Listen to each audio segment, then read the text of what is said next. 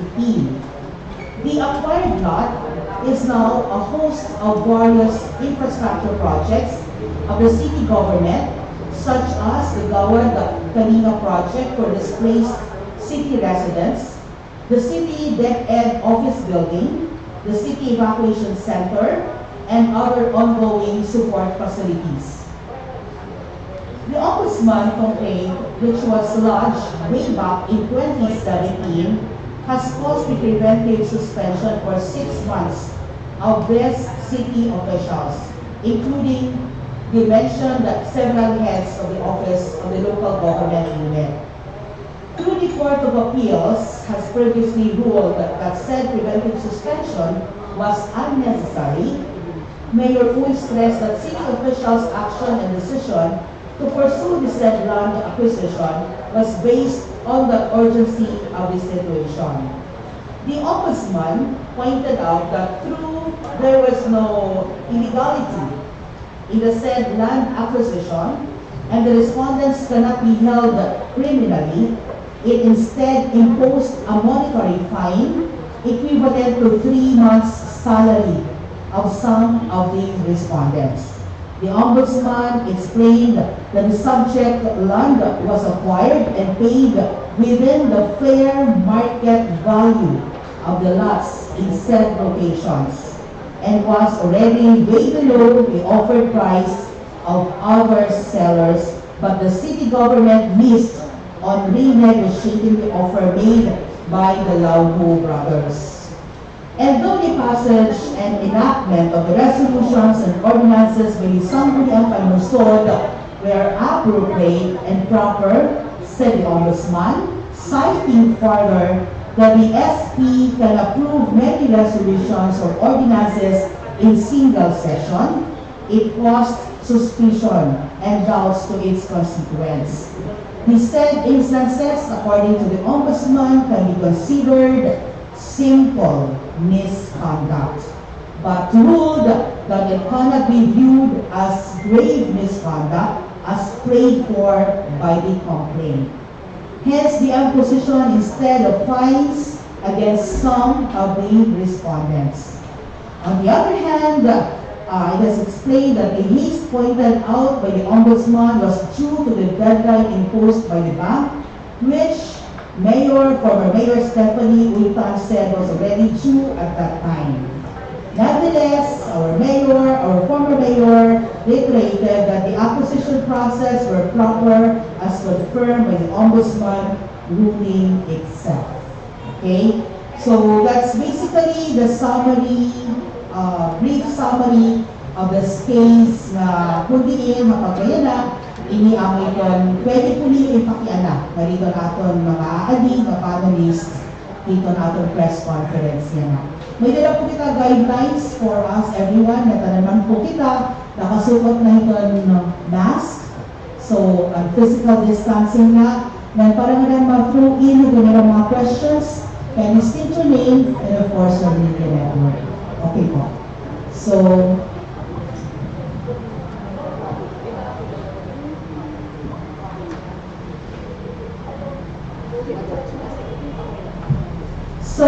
napag po natin ang floor, na former mayor, now councilor, Stephany Witan, for her opening statement. Good afternoon, everyone. First, magpapasalamat na kami ng oras sa inyong pagkain ng invitasyon para ang press conference kan grupo kan hindi nga nagawa sa ating desisyon ng Ombudsman. Thank you very much sa inyong pagkain and pwede na kita ng pagkain. Sige po, ang microphone po ang media, alam po nila ang center, sino po ang gusto makiuna kong pakianan. Alright, ready, state your name and your network, sir.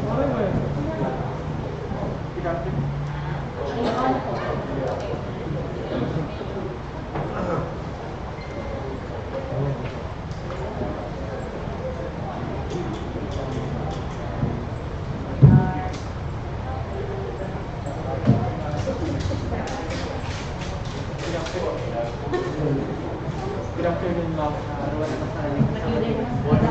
Hindi ka nila ako. Hello. Hello, Yohan. Hello.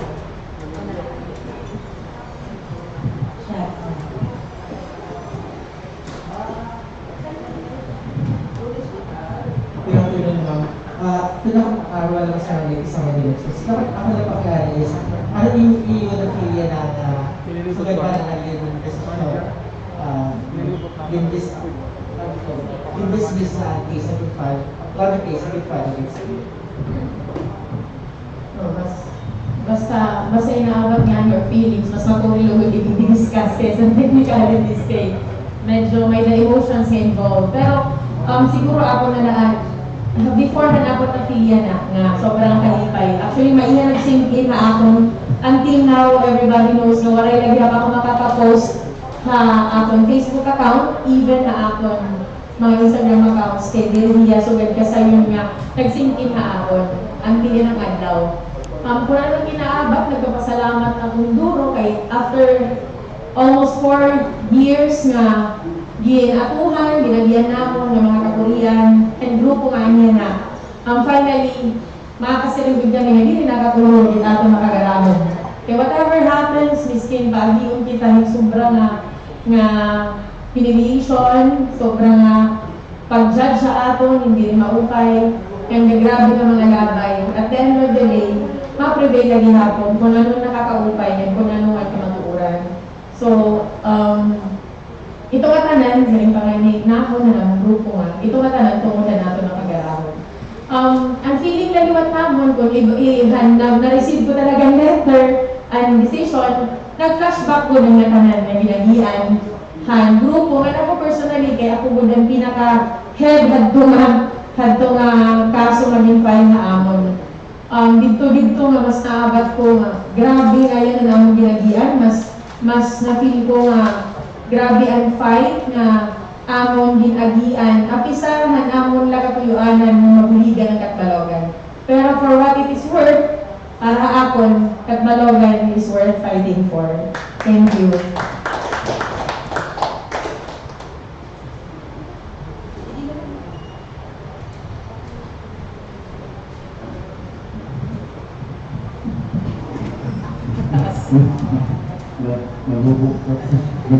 Good afternoon po, atong mga kuwan, atong mga panelists.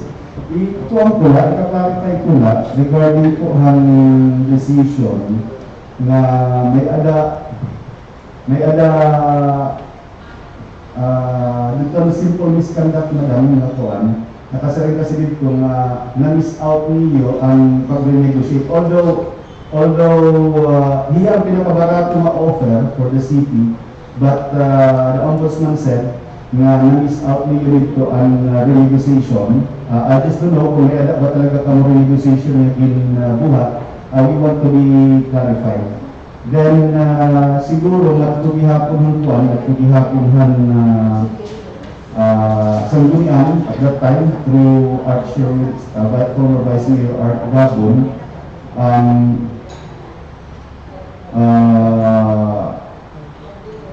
Ano sa radyo kuwan, ano sa radyo ang iyo comment dito ng decision nga although sa ringan Ombudsman nga it is not uncommon diri iba nga ano sa mga sanggunian pwede hiya mag-approve ng mga ordinances o mag-push yung mga resolutions in one single session, but the action taken was somehow sa rin ng Ombudsman makakag-casting doubt nagtuhitong constituents, and what could be the possible reason kaya in a single day in rapas at pag-approve itong sanggunian. Thank you, Kuya Ronald.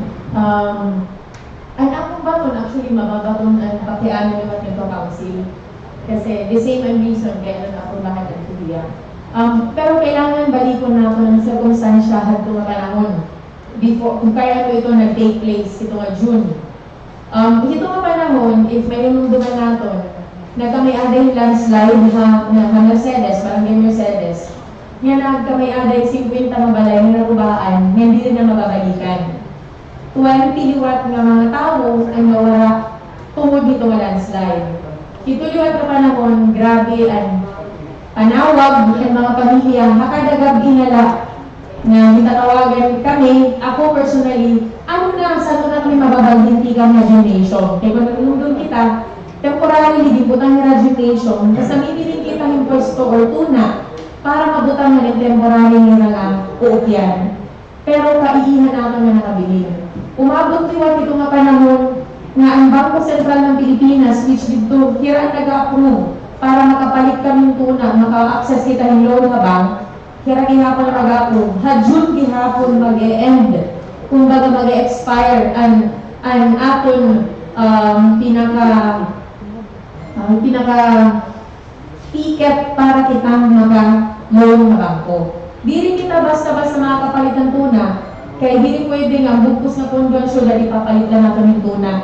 Kung na-downtown, nakuri na, so kung sobra na kalayo, di rin natin ma-acceptar. Dito nga panahon, ako itong pressure nga nakalahan sa mga opisyalis ng syudad. Kung nahinunong lumiwat kita, amo lang itong panahon nga, ginrawalihan na ang mga opisyalis ng syudad, kay karuyag na gudnira, nga may paupyan, biskin na temporaryo, ayaw lang imagination. So, ito matanan na pressure itong sitwasyon, ang iniwan syudad, di rin ang siguro waray kami mga pitad na ginimo.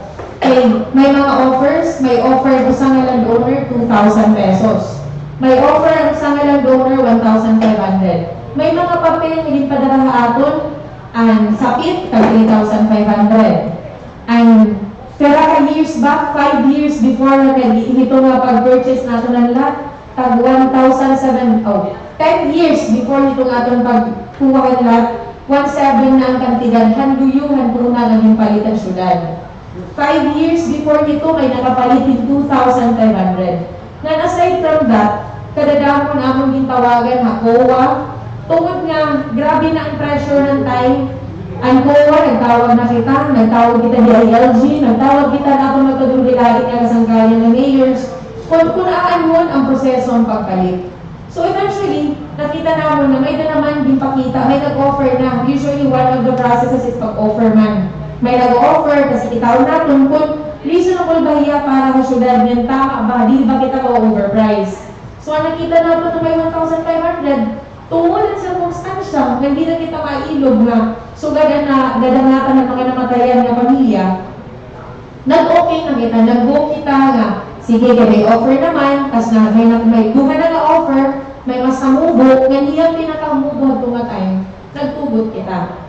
Nag-okay ang syudad, nagkatalogan, nagkamayada na yung mga resolution sa gumawa sa sanggunian. So, di rin hiya masayon, kay puro kami tawag, tas grabe ang pressure ng Bangko Sentral. Kung di rin at tumahita po ng June, posible nga, another year ang magawas, kahulton natin bago kita makalong utro. Kaya di rin man masayon pag-loan with mga LGUs. So, ako ito yung dahil nagkamayada kami hindi patawan kami ng Ombudsman simple misconduct, which kung kikitaon natin, para amon, narimid na akong gawaray ng mga ito. Pero kung ako naman laliwat ang word o parang ko, kung ako naman laliwat ang kabalyuhan yan na, ang tanan nakikita na ito na payongan na, okay na lang kami yung simple misconduct. Kaya mas matitindugan na, mas makikita man natin kung anong kabalyuhan amon din sa kabisyo.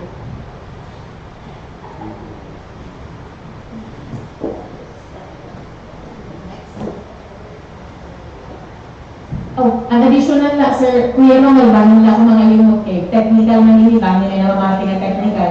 May ada kita mga dokumento, may mga meetings at pag-offerhan tuna, pag-offerhan ang era price na mas lesser pa. Tapos, but we did not try to discuss it, sir, kailangan niya tanang documented. Even ang pagtawag na COA, kailangan documented. Kung siguro ito matanan, kapag tawag naman na COA, pagtawag naman, pag-ask ka COA or DILG, kung din-letter ito napuntanan, di wala yung tasugad niya simple misconduct. Pero, kung nag-letter at doon napuntanan, imposible na nga makabilin kita yung una, nga sugad ka barato, hitong atak na, nga makakasulba ng problema nga atong ginaagian hantuhan atong mga landslide victims. In short, madam, at kung akuan, at kung this is rin ano tawag ito? Na-miss na point, renegotiation by the Ombudsman is more on the non-documentation ng EU kuan, non-documentation ng EU efforts or process. Yes. Yung buhat. Oo, more on documentation gud lang ang nakulangan. Okay. Pero nag-negotiate, kaya may ada offer na mas higher. Kumbaga, nakita gud naton ang gitry gud naton ang pinakabaratong na naton makapalit, which is the 1,500 pesos per square meters. May napunta akong question na kung hindi man pwede bumaton among mga respondents sa mga kaso. Do you think with the result now, with the ruling of the Ombudsman, do you think worthy ang 6 months na preventive suspension that was imposed by the Ombudsman in I think that was 2017 at 2019. We just want to hear the sentiments or comments itong mga respondents. Worth it ba 6 months na? Suspension. Ayan na. Ay, magyayagan na. I may rephrase that question, and I think the message you're sending to us is, what do you feel now? If worthy ba, commensurate ba ang suspension, yan ang dismiss na ining kaso. So, it's a question of feeling, so I give it to Manovembo.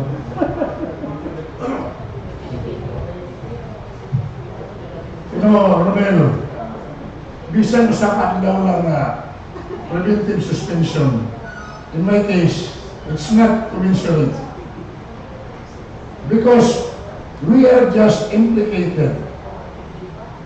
Some of my fellow councilors during that period, Councilor Ningning Sabinicio, Councilor Tintin Escobar,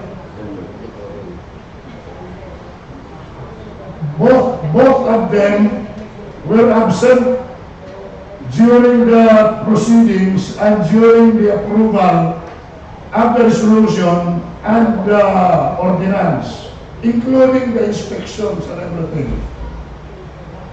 Ako naman, I was in New Zealand on a trip, no? I had my proper official leave of absence. I have my plane tickets, I have my passport marked at the airport that during that incident, I was already inside the jurisdiction of New Zealand.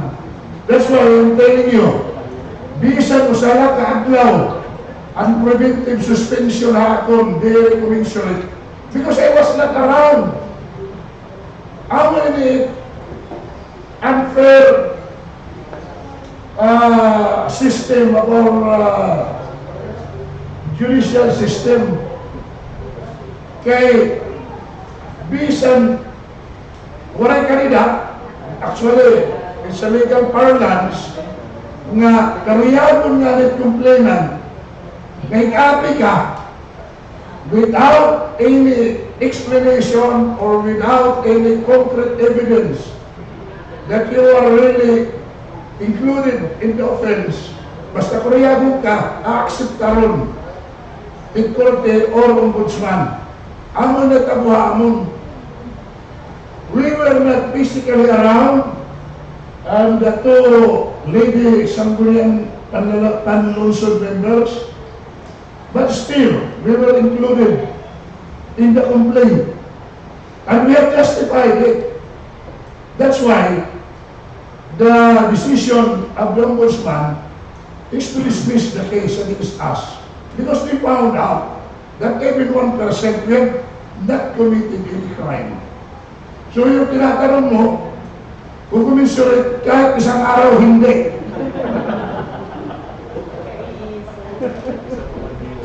Di ba? Kung naira siguro ito buhaton, do you think they will be happy about it?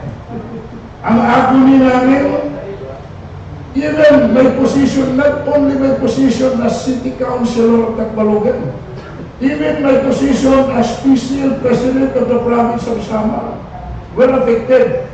Even my position as ex-officio board member of the Province of Samar, even my position as National Secretary General of the Philippine Councilors League, I inhibited attending national board meetings because of that. Nakakahiya.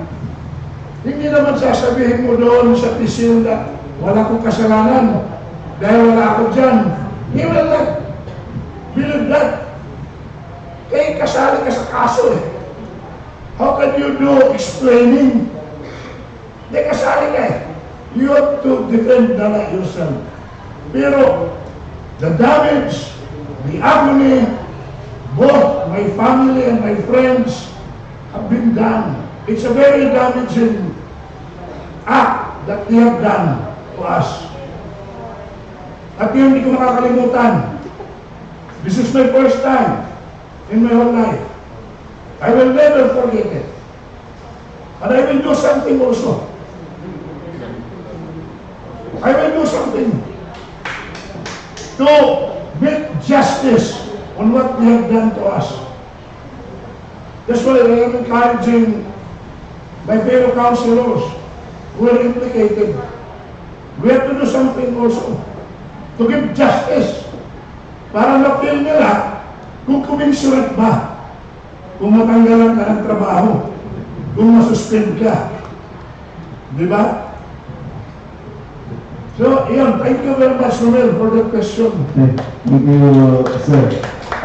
On the part of, former Vice Mayor Gabon, sir, considering that, I think, there was a part in the ruling of the Ombudsman for just being the presiding officers of medyo ministerial ang naging part na iyo, and supposedly is, actually it was dismissed also, iyo nga part. Pero iyo feeling na ano ang Definitely, sir.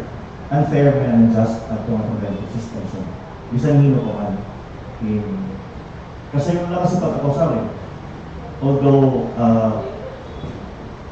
katulad ng Ombudsman na i-implement ko ang preventive suspension, in-max out pa ang preventive suspension, very lang ang minimum preventive suspension. Very more on ang monetary, very more on ang nawala ka sa ito. It's more on ang pag-paint, pag-damage, pag-ruin, ang inyong aral ko ito. So ito sir, wala ito kapalito. Thank you. And obviously, na-explain na lang kung thoroughly kung anong reasons naging mo na ako ito as the city officials tayo na parang kaupayan ng tao. Pero syempre, may naman doon may dalang ibang mga tao na hindi rin nakakaintindihan ng hino. Pero now na vindicated na namin, hopefully, ma-realize na ito pag-malugan ang sakripisyo ko kaya nabis na ibang nagkilado na dapat rin na ating mga kaso. Madam Sir, pwede kayo pa-clarify, itong sitwasyon niyo na ito na po na naging palit ninyo, subject, naging itong questionable acquisition na kayo na pinag-file na Ombudsman, ano itong sitwasyon niya na ano itong mga aalit niya na bilang ng lugar? Kuya, before that, gusto ko yung ating explain nga, during that time, before namin niya napalit, sumatang na kami ng mga nagpa-file nga. Basta dayon nga ito niyo, dayon ng kaso. Nanunundong ko na po itong mga words, nataro ko gaamo na city officials. Thank you guys. Kami na tanan. Pero that time, it's more of, kailangan ba natin nagsakripisyo ang future ng Tacloban para lang pipira? Kaysa titindugan tayo ni papadayon natin para makita pa natin kung anong mas maupay para Tacloban.